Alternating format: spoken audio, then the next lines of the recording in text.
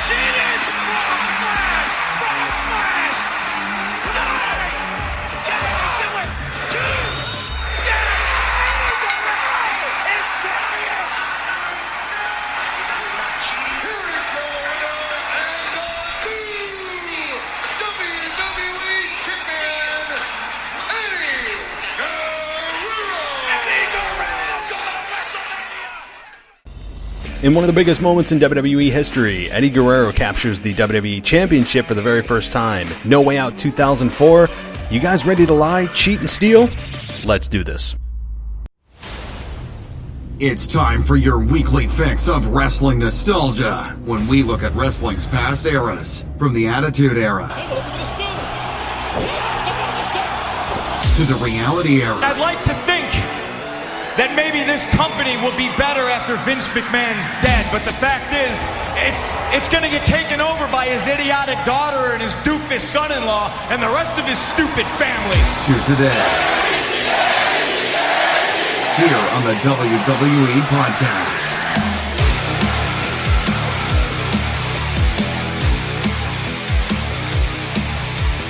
And welcome to the WWE Podcast.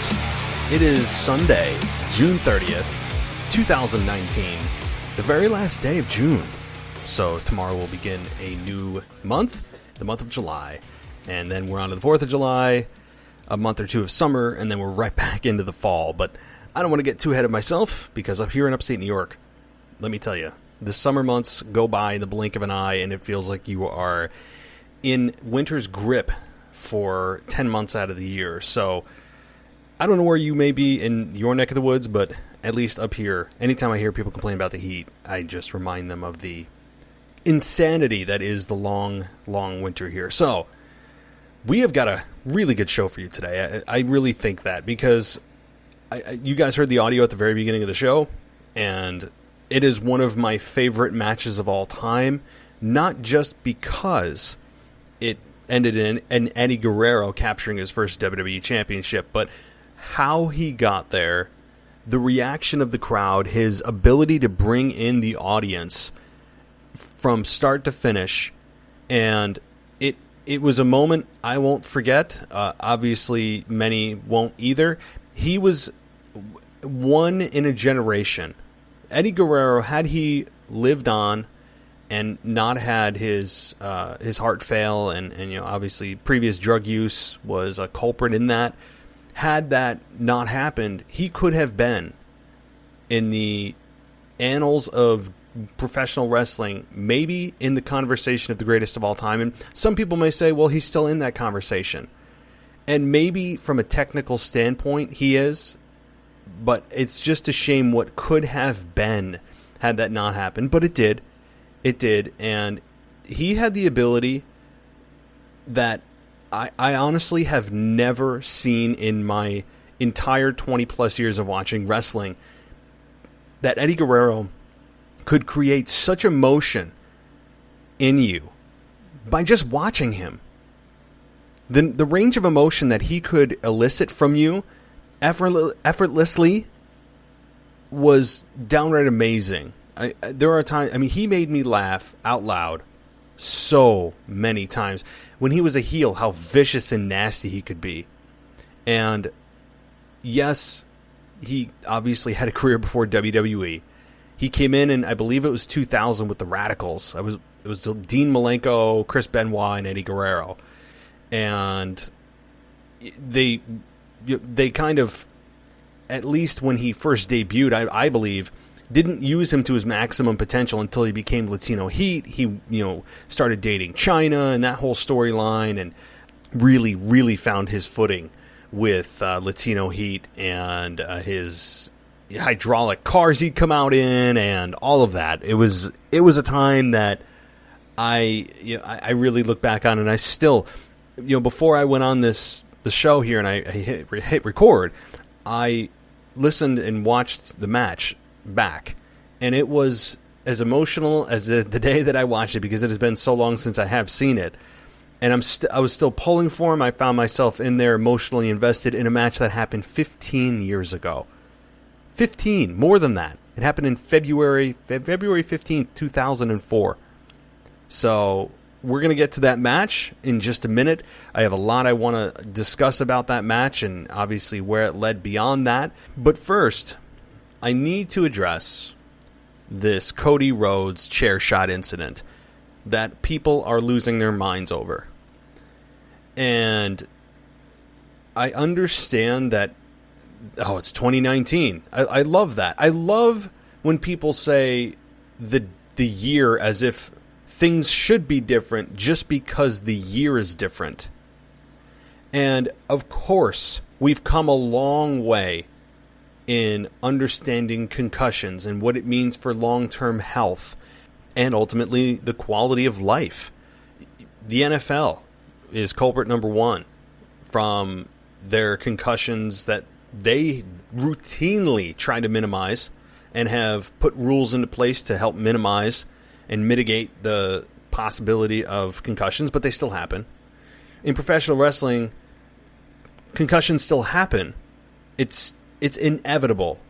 No matter how many restrictions you put on it, wrestling, and it's going to be almost impossible to eliminate them completely. But you can do your damnedest to minimize them in professional wrestling. And when they took out the rule in WWE, now we're obviously talking about what happened in AEW last night, with WWE removing chair shots to the head, they did that in lieu of, I think, a couple of things. I think first and foremost, the health of the talent. I mean, that just should be number one. But number two would be, well, that's violence. You know, we're PG. So say that the concussions never happened with chair shots to the head. Just pretend with me here that never happened. I would bet a lot of money that WWE still would have taken it away because of the fact that it's violent and it didn't fit with the PG label. So I think either way it would have been gone because WWE went PG in 2008. But to that point, I still am tired of every time I see a chair. And I used to look, I just have this fascination with steel chairs in wrestling matches. Not that I need to see it every single time. I do not. But when I see one and it's going to be used, I already know how it's going to be used. Right off the bat. I'm going to hit him in the midsection. He'll bend over. I'll hit him in the back. Hit him in the midsection. Hit him in the back. Rinse and repeat about 40 times. That's it. And you may say, well, that's the only way you can use a chair. Well, yeah, I guess it's probably the most effective, but there are other ways to do it. It just has become so predictable when you have a chair, and you can see the talent are so restricted when they have that chair in their hands that it's like, oh yeah, I can't do anything other than midsection, hit the back, midsection, hit your back. It's just the same formula. And for years, I've been clamoring, the sick dark side of me is sitting there going, man, I miss when they could just whack the heel in the head. I missed that. And don't think that those of you who are sitting there going, this guy's a sick SOB. What kind of jerk wants talent to get concussions? I'm not. Okay, I'm not advocating for that. And I don't want to put my own personal pleasure and my own personal just craving for violence at times in wrestling, which I think is missing overall, for putting that ahead of talent's health. That's not what I'm advocating. And don't also act like you haven't thought the same thing. As human beings, we have an inept just instinct for violence. I think we have kind of a preconceived craving for not participating, but maybe watching at times. I think not everybody, but some, especially wrestling fans, are kind of in that mold of those who may be a little bit more susceptible to wanting to see violence. And when you're restricted with the same form of entertainment, and you know that when you get a chair shot, it's going to be in the back, it's going to be in the midsection, blah, blah, blah. So those of you who are acting like you're holier than thou and that you really, I don't miss chair shots to the head, BS. I'm calling your crap because every single one of us who are probably listening to this podcast, unless you're a completely new fan, and then you're exempt from this, is and are those who watched the Attitude Era and watched WCW and watched ECW for years. And thousands of people, hundreds of thousands of people would cheer when a babyface hit the heel in the head with a chair. Think about, I can't even think about how many times it's happened. And we all went, yay! Even though we knew that the talents were getting whacked in the head with a steel chair. Although, somebody did point out to me on Twitter, when you look at the Mankind and Rock I Quit match, that was a bit uncomfortable. Even at the time of my proclivity for wanting to see violence, it was a bit much of seeing that, and it's still uncomfortable today. I'm not advocating for that. You also have to think that weren't some of these chairs worked? When you see the bending of some of these chairs, when you go back and look at any of the old footage, look at how the chairs bent. Just look at them. Look at the chair, look at the metal, right? Look at this steel, quote, steel. You cannot tell me that those chairs weren't worked. 100% of the time? Maybe not, but a damn good big chunk of it was. You know how I know that? Easy. Easy experiment for you to prove as well. Go to your local gymnasium. Go to your, I don't know, maybe your office has one. Go to a hardware store. Maybe you have a Lowe's or a Home Depot near you. Okay? And they sell steel chairs. Go to that section. Pull out that chair.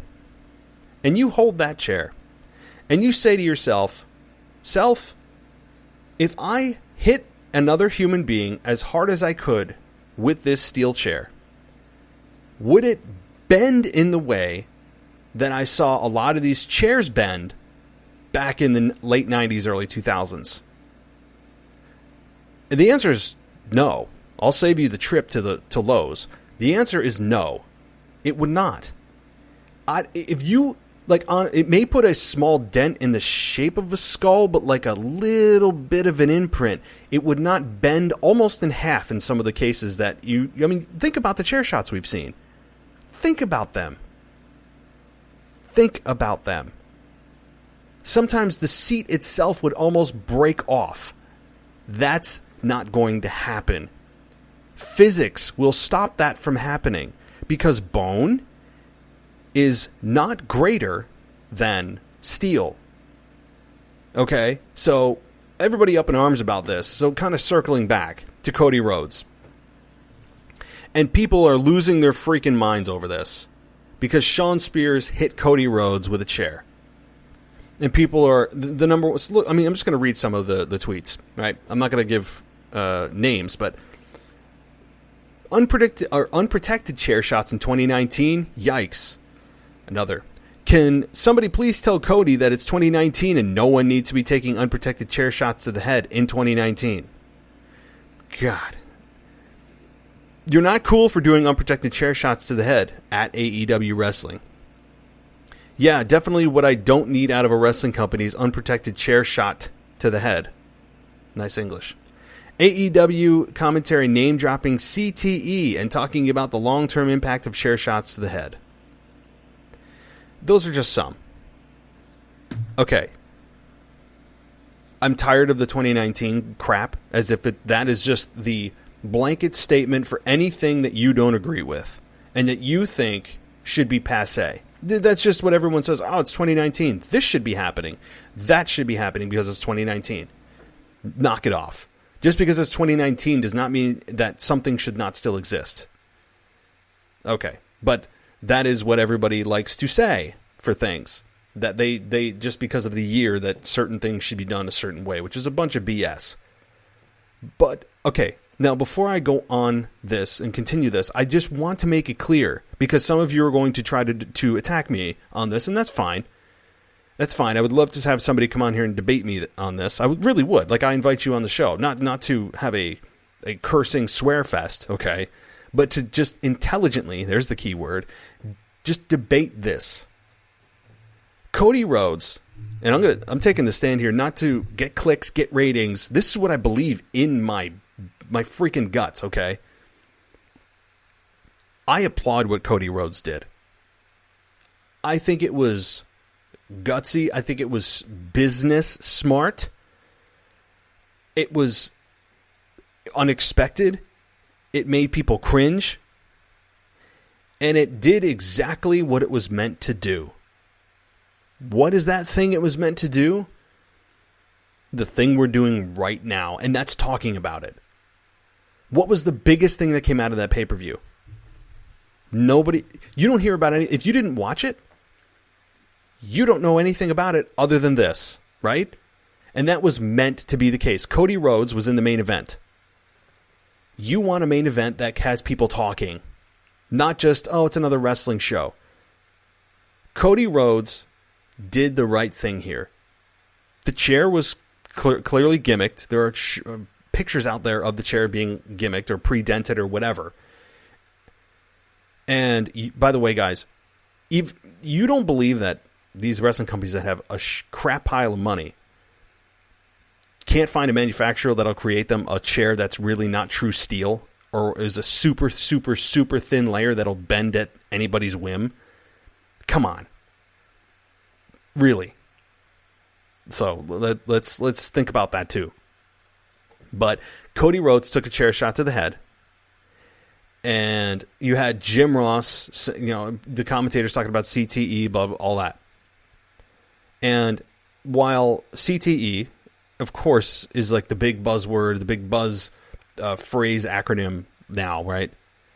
It's all about concussions. Everybody's worried about concussions. And rightfully so. There's a lot of scientific evidence to prove that concussions are worse than originally anticipated, that concussions cause a lot of other ailments. They can cause vertigo. It can cause not just short-term memory loss, but a lot of long-term memory loss, day-to-day memory loss, obviously headaches, migraines, just a slew of things that are awful, just terrible, and I'm not advocating for concussions. Okay? I'm not. What I'm advocating for, and what Cody Rhodes has done, and I applaud and stand for, is getting people talking. And you may say, well, yeah, they're talking, but they're talking crap. They're destroying AEW, and they're getting a lot of pushback, right? But do you remember what Vince McMahon ever said? Or even Eric Bischoff has said? You guys know where I'm going with this. What has Eric Bischoff said? He made a book on it. What is that phrase? Say it with me. It's story time. Controversy creates cash. Right? That's the old Eric Bischoff adage. So what is this going to get people doing? Talking. Do you think it's going to get people to tune out? I don't think so. No, because you're going to tune in to see, well, what happens next? Is Cody okay? What's the follow-up? Smart. And again, Cody made sure that he wasn't going to get his head taken off, and he wasn't going to have a brain bleed. The chair was gimmicked. Of course, the chair wrapped around his head, the seat part of it, okay? And it did cause him, I think it was 12 staples in the back of his head, if I'm not mistaken. I'm reading a little bit on this now, some of the new details coming out. 12 staples to cover and seal up that cut on the back of his head, because the seat part of him, that chair, cut him. And that was, I believe, unintentional. So there's that risk too when you use a chair. Even if it's not true steel, metal will win against skin. Okay? It just will. So, and here's the thing. I'm not advocating for chair shots all the time. That's not what I want. I don't want chair shots all the time. But think about this. A single chair shot. Chair shots that have been given for decades and decades and decades up until it ceased to exist as of, 10, 11 years ago. Nobody did it anymore. Except when Triple H and Undertaker did it during their first match at WrestleMania 26, 27? I can't remember, but they got fined for doing that. But they did do it. Outside of that blip on the radar, as a whole, chair shots have been banned and They have been just gone. They have been erased from wrestling maneuvers, if that's really a maneuver. You haven't seen one in a very long time. Let me put it that way. So think about this. A single chair shot has people losing their friggin' minds. I love it. I think it is so smart because nobody's done it. And Cody Rhodes is a very, very intelligent, smart businessman. He's a smart wrestler. He knows that this single moment would have people doing exactly what they're doing. Exactly what they're doing.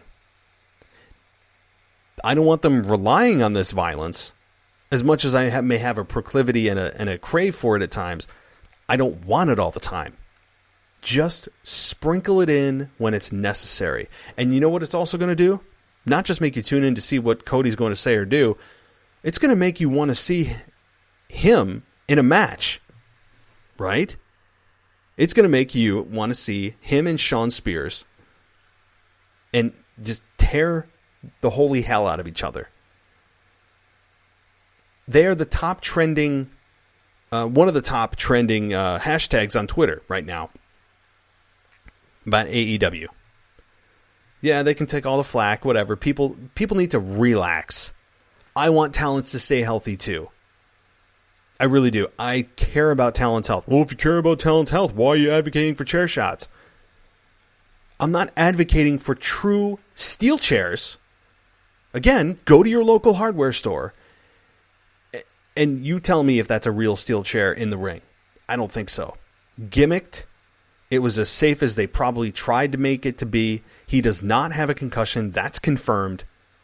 So if you took a real steel chair and replaced it with one that was at the show last night, Cody Rhodes would probably be dead.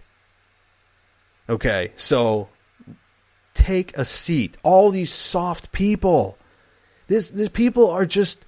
I can't handle these people that believe that Cody Rhodes would have put himself in danger, and everybody just has to make sure that, this is 2019. You know, you have to accept XYZ, and make sure that you don't do chair shots. Oh my God, look at the CTE.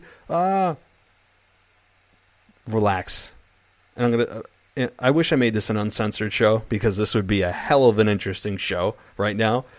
Trust me, I am holding back a lot of different words. Use your imagination, but chill out, okay?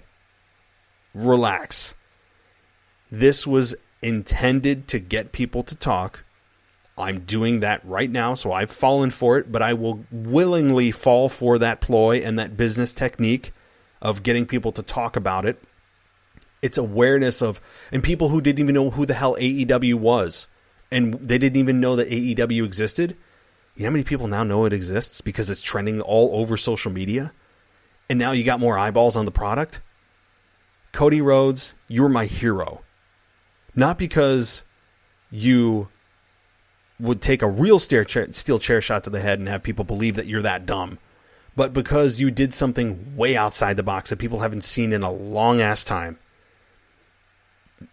And it's got people talking, and it's got your brand at the number. In some case, it was trending number one on Twitter for a while today.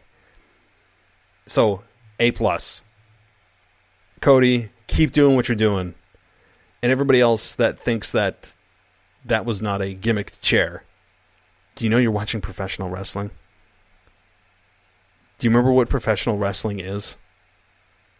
Okay. End of subject. Let's move on. Eddie Guerrero and Brock Lesnar. On to a little bit more of a softer subject, for those of you who are snowflakes out there. A softer, but more fun, more emotional match of Brock Lesnar and Eddie Guerrero. This is a match that if you haven't seen, please see it. Please see it. The promo leading into this is amazing. Obviously the match itself was amazing. The psychology that was used in this match was amazing. And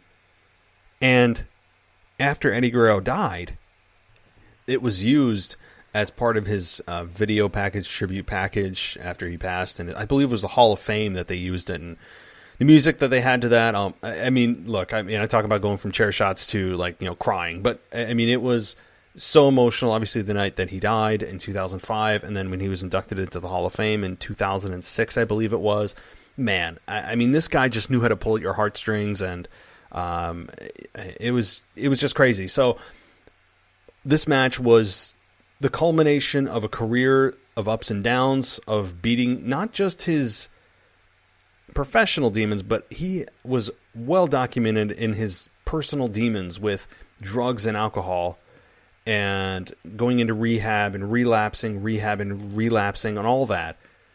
And for him to come out on the other side and reach that mountaintop, even Michael Cole at the end of this match said that this is a new kind of high for Eddie Guerrero, alluding to the fact that, yeah, he's a well-documented drug user that went through rehab and has struggled to stay clean. And this, becoming champion, becoming the top dog in the business, was a new high. It was just super emotional. His mom was there, and other members of his family were there, and it's just a moment. It's one of those moments in WWE that you don't create it in a boardroom. You don't create it at an executive meeting or a whatever kind of production meeting that they have on a weekly basis. It just happens. It just happens. And those moments in which it happens are they're magic because they're real, and that's why. And Eddie Guerrero is one of those real characters that you knew a lot about his personal life, which I think helped cement him in people's minds as, yeah, this guy's a wrestler, but look, he behind the scenes, he's really struggled, and he's got a family that he loves, but he can't give up the alcohol or whatever. People can relate to that. Not that everyone's a drug user, of course, but we know people, and most people in our lives know somebody who's dealing with somebody that has been affected by drugs or alcohol. That's just fact. So it's a very relatable problem. It wasn't a manufactured problem. WWE wasn't trying to expose it or manufacture something that wasn't there. It was a real issue he had that he's dealt with and struggled with, and obviously ultimately led to a weakened heart, which led to his death. So while the alcohol didn't directly get him, the drugs didn't directly get him, they did contribute in a huge way to his passing. So, but again, back to the character and what he stood for. I remember that there was never a cooler time to lie, cheat, and steal. There was never anybody that made those three cardinal sins, right? Those three commandments, right? I know I'm not trying to get religious on you, but I'm trying to make it a very serious. Those are serious offenses. I mean, doesn't matter what religion you are, but those three things, you lie or cheat or steal, in almost anybody's book, those are just terrible things, for lack of a better term, right? So you have those three things, and you have a guy that turns it into a charming, funny, and laughable traits that he has. You can't just have anybody do that. You can't take three awful sins and have somebody who makes a motto of it, executes it, doesn't just say it, lives it in his wrestling personality, and you love him for it. How many stars can do that? How many stars can take three things and make it three terrible things and make it a good thing and have you cheer for him or her? Not too many.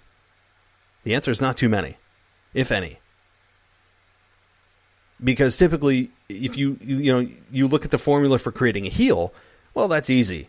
As far as the things that you want them to do to get the crowd to dislike them, it's not rocket science.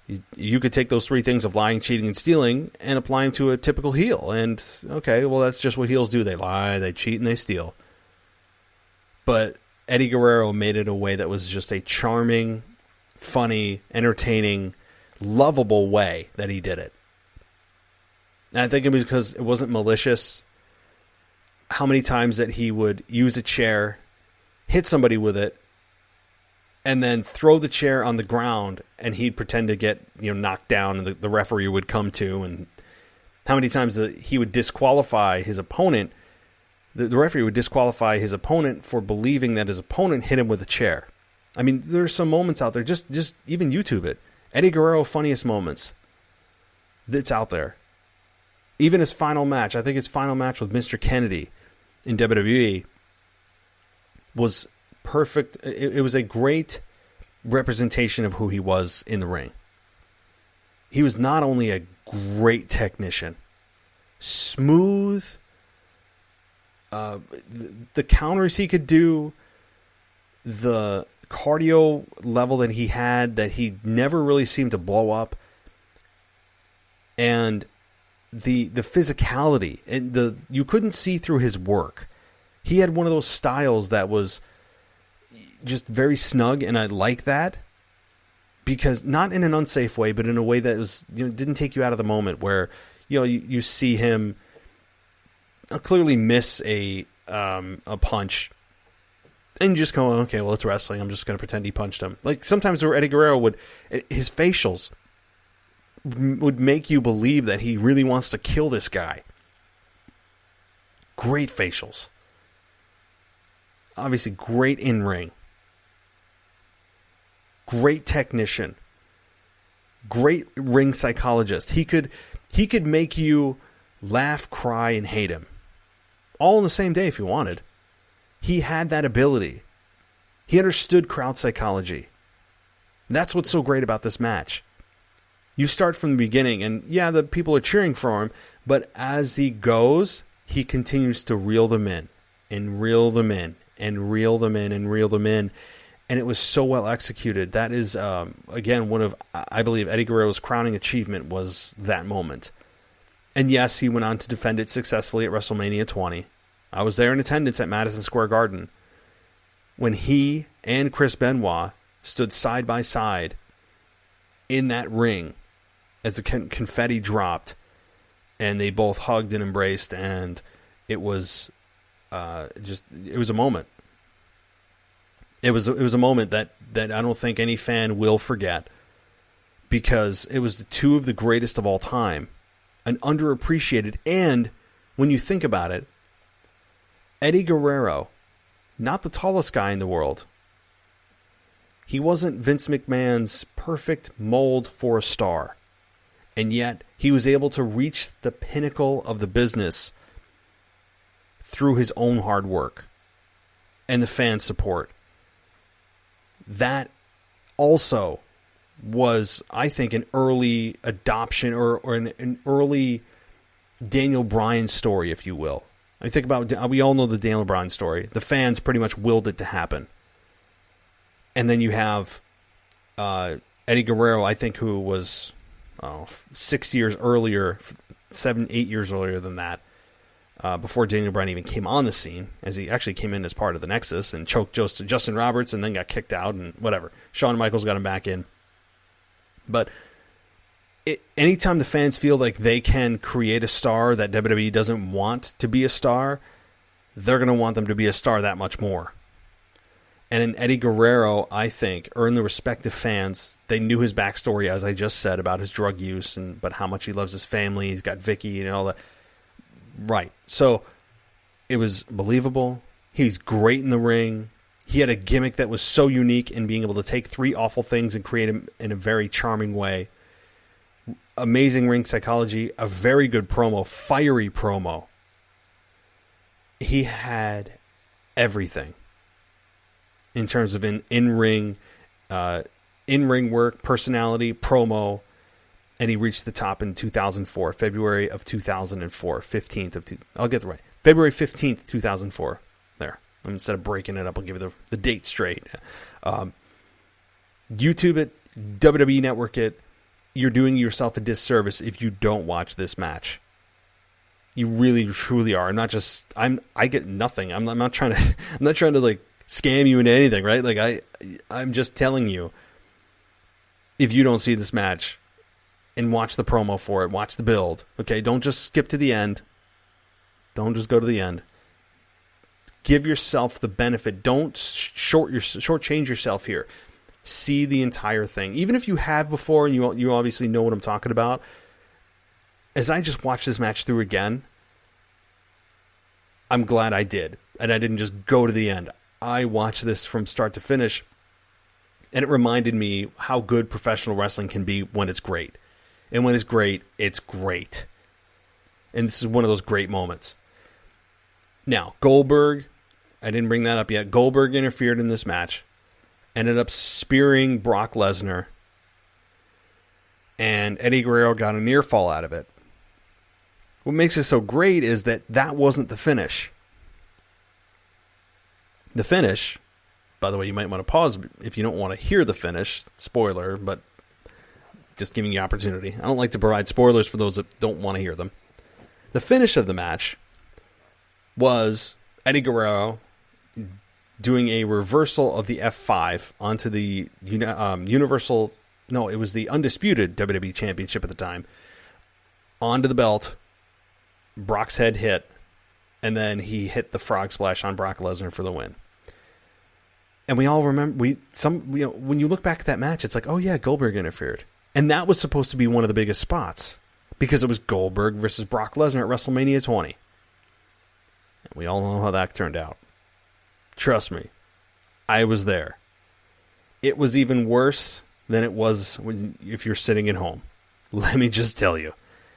People were basically on the verge of walking out.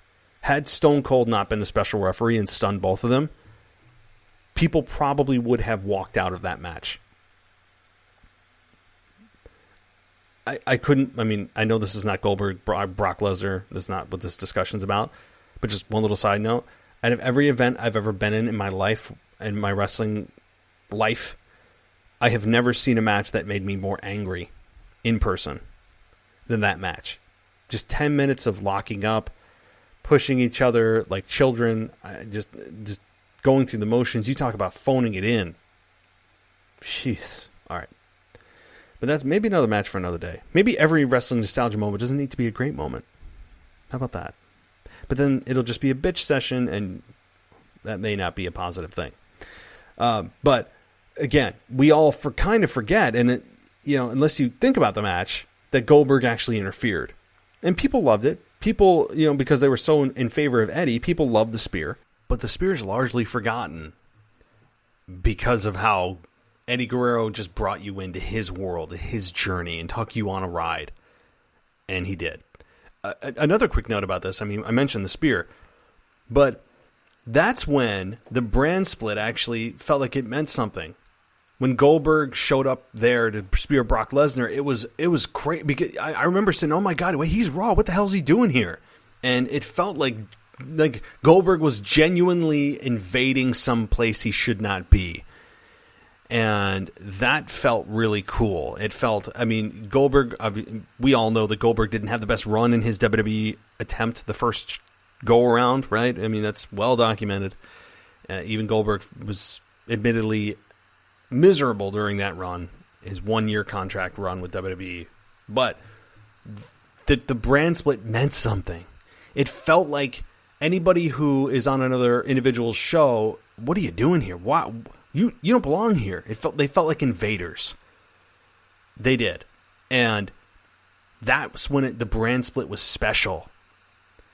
Now, think about that. Just take that in and think about that. For those that live that live, when you have a star that is on another show, Raw, SmackDown to Raw, and they come to the show, it felt big time. It's like, whoa, what are they doing here? Why are they here? Who are they here to see? Why are they?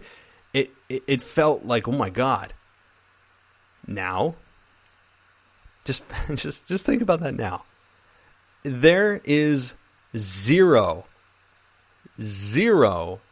zero, scientifically proven zero surprise factor with anybody showing up on any show. Right? None.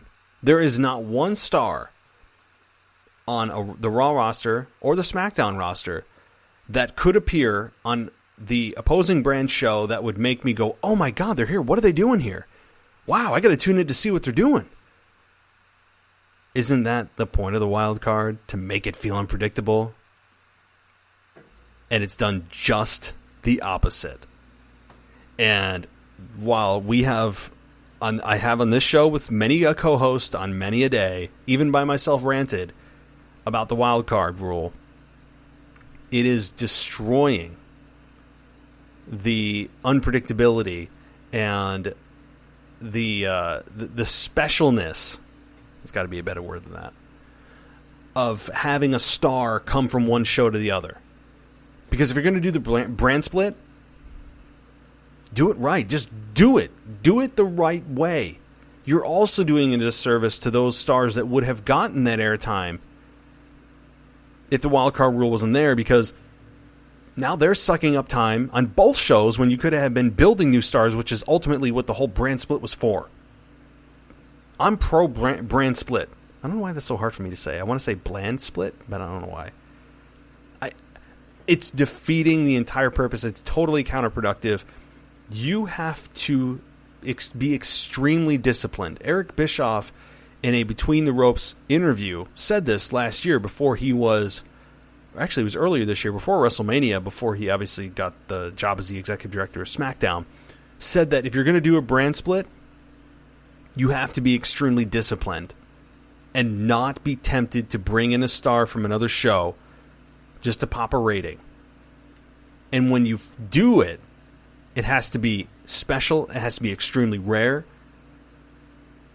and it has to have a lot of meaning and a long-term story arc. Boy, do any of those apply today? Any of them. Any of them. Again, I will answer for you. The answer is no. It doesn't. But back in 2004, when Goldberg speared Brock Lesnar, that felt, even though you saw it coming because Stone Cold Steve Austin, who was the sheriff of Raw, he was a co-general manager at the time, gave Goldberg a ticket because Goldberg wasn't a part of the show. Think about that too. As I'm saying that, wow. That's how committed they were, and good for them at that time. That they were so committed that they had Stone Cold give Goldberg a ticket, a ticket to the event, so that he could sit there, even though he didn't actually sit there. He just popped through the crowd, which made sense. And Stone Cold, I remember, told Goldberg, "Hey, Bill, don't do anything I wouldn't do." Obviously meaning we all knew Goldberg was going to interfere and spear Brock Lesnar. We all knew that. But just think about the commitment to that and how just the little tweaks like that. But WWE can't help themselves today. They can't help themselves but bring in the stars to both shows as if they think that's the solution.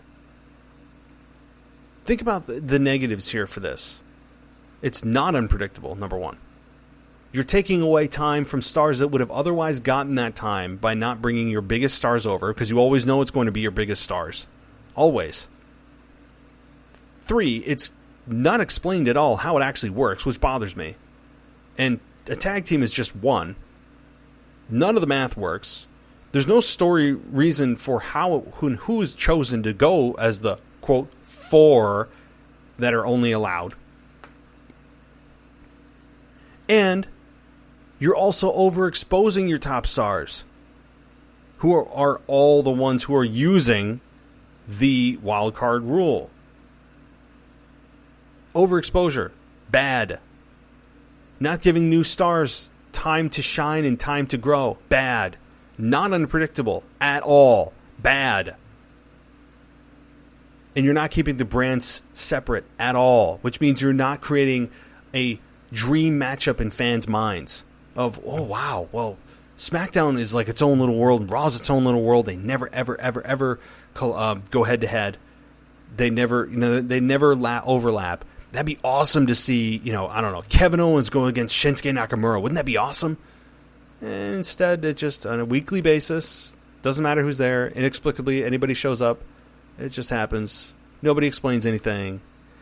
The rule of 4 just doesn't exist. I mean, the list could go on, but the wildcard rule is a total sham and is nothing more than WWE's way of creatively being able to be flexible. I'm getting to that word. They want to have that flexibility to write in big stars to any show that they want. They're not going to be restricted by brand. It's lazy booking. And it just shows a lack of confidence in their separate rosters to create interest and build themselves. It shows so many bad things that are going on behind the scenes to implement this. And on the surface, it's, anybody could show up. But we all know who's going to show up, which not only is not exciting, but nobody on any brand that shows up to anybody else's brand would be exciting because we've seen it all. There's no more dream matchups. We know who's going to show up.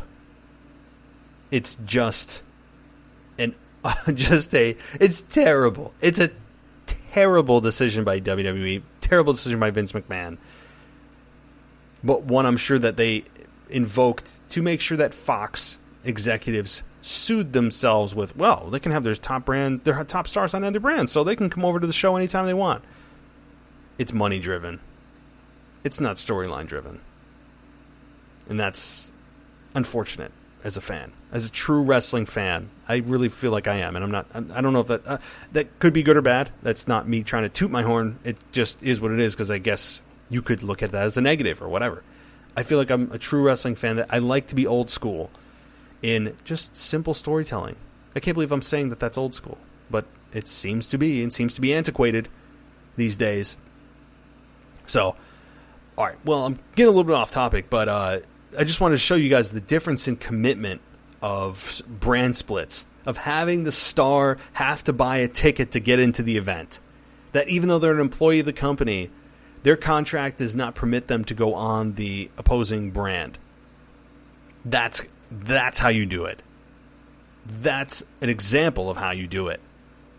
That's what I loved. That's what made it feel like it was an invasion of sorts and felt special. And it was an oh my God moment, even though you saw it coming because of what Stone Cold did the week before. But that didn't matter, because it was a moment that obviously helped Eddie Guerrero win. And kind of getting back to that match and closing this up here, I would recommend, again, anybody watch that match. You could learn a lot from it. You could get something called emotional investment from it, something that is not in today's product too much, although I hope that changes with Eric Bischoff and Paul Heyman in charge. I alluded to this week with my co-host Ashley that it's not going to happen overnight. We both agree it's not going to happen overnight, but it needs to be incremental changes and just kind of slow and steady. I want slow and steady. I know a lot of fans don't want slow and steady because they want everything changed instantly, and I want it back to the way it was. I want it back to the way that it should be, whatever that may be. I'm not in that position. I don't know exactly what needs to be done. I'm not going to pretend to. But I know what's not working, and that's the creative of right now. And it hasn't been for years now. So that's what I can tell you. So hopefully this is a step in the right direction for WWE. I went in depth, by the way, with Ashley on Thursday, or Friday rather, a couple days ago, on the Eric Bischoff, Paul Heyman appointed positions and created positions of executive directors of their respective brands of creative. So if you want to hear my in-depth analysis with Ashley, we talk about it for, I don't know, it's like 20 or 30 minutes. I mean, we really broke it down. So check that out. And I'll be back again this week. I will be doing a Tuesday, Wednesday, and probably Friday show. As Thursday is the 4th of July, my co-host and or I may have prior plans that may prevent us from getting together. But if we don't do a Thursday show, Friday will be the show date. So you'll either see the show come across Thursday night or Friday night. We're tentatively still planning on Thursday night. I know it's the 4th of July. A lot of people doing barbecues. A lot of people doing plans. A lot of people out of work or out of their homes or whatever. They're traveling. And so we'll see. But either it'll be Thursday or Friday that the show will drop, and we'll discuss everything that happened in this week in WWE. So that's always a fun deal. Love the Thursday shows with all three of my co-hosts. It's always a friggin' blast. Like, I love it, and it doesn't you don't have to hear my voice drone on and on and on, right? Like, that's the positive for those of you that are tired of hearing my voice. That's the one good thing about Thursdays, too, and it tends to be a longer show, which I'm not complaining about. I love it. It's, I think, an asset, to be honest with you. I like longer form audio from wrestling and wrestling podcasts in general. So, again, guys, thank you for joining me. I'll be back Tuesday with your Monday Night Raw review, Wednesday with your SmackDown Live review, and then Thursday or Friday with your weekly wrap-up with my co-host. Again, check out WWEPodcast.com. We will be adding more content for your viewing and listening pleasure as much as we humanly possibly can. I think that you guys are giving me great feedback on the website. I appreciate that. Thank you. I want to thank you guys because you helped in the development of what I wanted to do with the site, because some of you months prior to that told me, oh, it'd be great if you could do this or that or make it look like this. So I used some of your suggestions in my template for the site. So thank you very much. And in lieu of doing my normal sign-off today, I'm going to give you just the audio as we close out the show. I'm going to be giving you audio from the closeout of the win from Eddie Guerrero's match with Brock Lesnar and Michael Cole's commentary, which was some of the best work Michael Cole's done well as well. So, guys, thank you so much and enjoy.